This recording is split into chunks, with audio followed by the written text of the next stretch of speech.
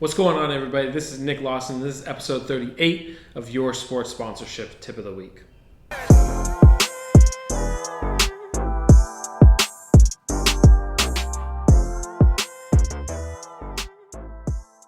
All right, this week I want to have a real conversation about awareness.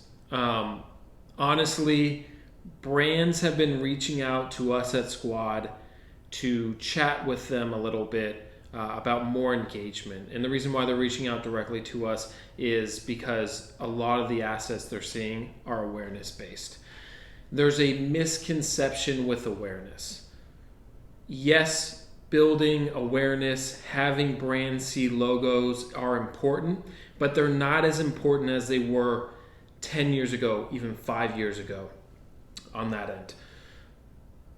We have to understand that when a brand is sitting there and thinking, do I want to buy a digital ad, which is happening right now at crazy sort of lengths.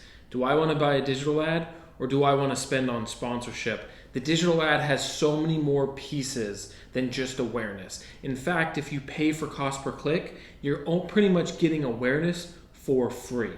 So in this tip of the week, I don't really have an individual activation, but I really want to dive into what awareness is, how we can stack engagement on top of awareness, and why it's such a big deal within sports sponsorship. So as we think about awareness is views, right? We do this in Stadium. It is literally the precipice of what advertising is. Somebody sees your logo enough that when they're ready to do some consideration, they're going to see the logo and make that purchase. Again, until about the internet era, the 90s, the early 2000s, awareness was everything. And even early internet era, awareness is everything. Today is totally different. I'm putting this probably right in front of my head right here. You're seeing what I call the sponsorship levels. These levels are every single level in today that you have to hit with your sponsorship activations. Awareness, engagement, action or purchase, and then retargeting. Why do you need to do that? Because digital ads hit that with one ad. So again, as we're chatting with our partners, if we don't have games, if we don't have fans in the stadium, and we go back to them to say, hey, look, we're going to reach X amount of views on our social media channels, and that's all you're offering, digital ads are a better product, right?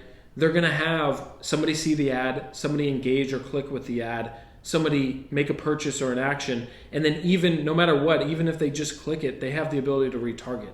It's just flat out a better product. So the tip of the week is this: as we're moving forward and we're offering, activations, we're offering assets to our sponsors, whether you have games coming up and it's just been postponed, whether your season's on the brink of being canceled, as we see with college athletics, you have to go back to your sponsors with something that's going to have multiple levels within the sponsorship levels that I've laid out.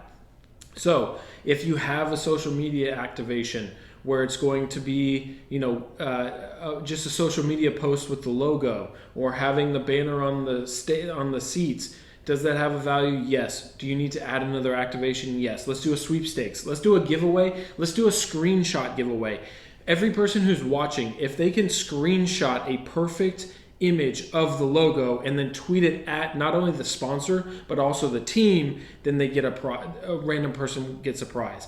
That right there is engagement. It's going to increase social media engagement. It's going to let fans know that if they do this, they can click through and follow that brand all of a sudden. The brand can obviously engage back and say, great photo, terrible photo. But that's what I'm saying is, like, we just have an awareness piece of maybe, in the stadium, a sign that's right behind the dugout.